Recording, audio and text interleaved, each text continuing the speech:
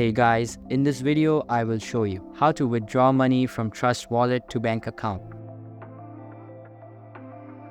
First of all, open the Trust Wallet app on your mobile device and make sure it is updated to the latest version available.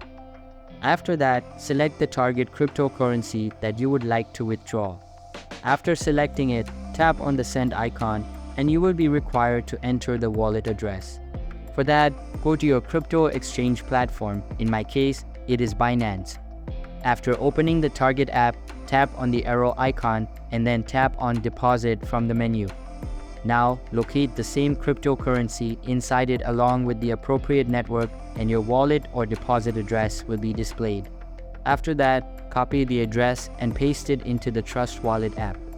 Then enter the amount and select Next to send crypto to your Binance account.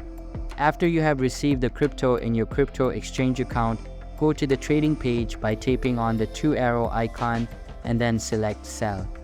Now exchange current crypto with USDT.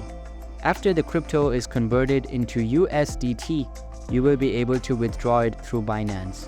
Now I will show the withdrawing procedure on PC. So open the Binance website and log into your account.